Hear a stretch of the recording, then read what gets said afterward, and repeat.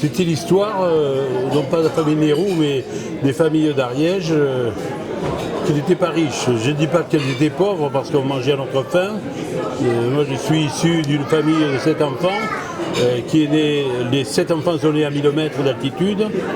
On sait ce que c'était que la privation de certains produits frais et des coupures d'électricité qui ne faisaient pas l'ouverture des journaux de 20 heures à l'époque. Ce plat, qui était à base d'aliments naturels, de produits naturels, de produits de la terre, même quand elle était en pente, et qui était surtout fait et enrichi par des produits de récupération de toutes sortes. C'était le plat de référence et ce qui est aujourd'hui l'asinat et qui est mis en valeur pour caractériser les richesses historiques, les richesses traditionnelles de l'Ariège et de son terroir, n'était qu'un moyen avant de s'alimenter pour ces familles de montagne. Le dimanche, les jours de fête, c'était la viande. On avait aussi le pot-au-feu. On avait aussi, qui était le dimanche parfois, qui était la daube, mais après c'était l'asinat avec la soupe, l'asinat cuisé dans un toupie, c'est-à-dire dans un petit chaudron au coin du feu, jamais au-dessus du feu, et qui était mijoté avec des choux blancs ou bien des choux verts, des pommes de terre. Il y avait bien sûr le farci, devenu après la roussole.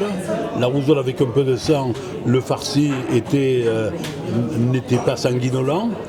Et il y avait bien sûr du vieux jambon.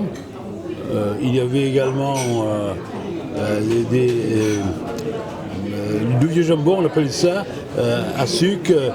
Une pécite des zigouzigo, c'est-à-dire c'était 3 fois rien, qui était tout près de l'os, qui était tout près du gras, qui avait un goût de rance et qui donnait un goût particulier à l'asinat. Et il y avait aussi du saucisson mauvais, ce qu'on appelait le saucisson mauvais, qui était du saucisson dont je ne connais pas les caractéristiques, c'est-à-dire que par lui-même il était immangeable. On a vu apparaître quelques temps après le confit, mais c'était déjà un peu de noblesse mis dans le plat du peuple. Ce qui était extraordinaire, c'est qu'on s'est régalé d'abord avec la soupe, dans laquelle on trempait du pain de marque, du pain rassis.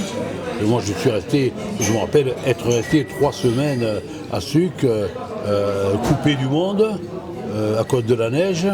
Et on était habitué à manger du pain rassis. Cette soupe avec le jus, le goût du fumé, à cause du feu, cette petite cuisson à petit feu, et puis ce goût de rance était un délice. L'asinat, c'était soit on le mangeait par portion, soit moi je me régalais de l'écraser et de manger comme on l'appelait une machade, c'est-à-dire comme une purée. Rien ne devait se perdre, il y avait la suite le lendemain et le surlendemain. Ma grand-mère aussi, faisait des croquettes en roulant un peu ce que j'avais écrasé éventuellement pour manger le soir. Et c'était revenu avec une sorte de chapelure cuit dans un peu d'huile, dans la poêle, également au coin du feu. L'asinat, il faisait 3 jours parfois.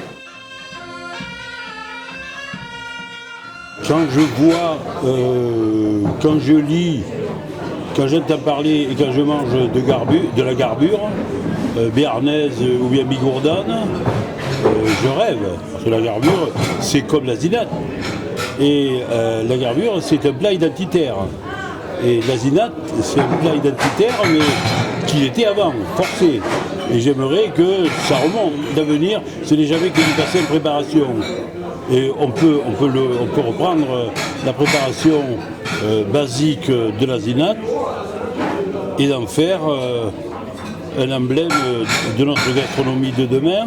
Je considère d'ailleurs que c'est dans l'ordre naturel des choses, puisque les gens ont envie de revenir à des choses simples, à des produits simples, à condition que tout le monde sait que les professionnels acceptent de jouer le jeu, que Fineland de la gastronomie, de la restauration, puisse adapter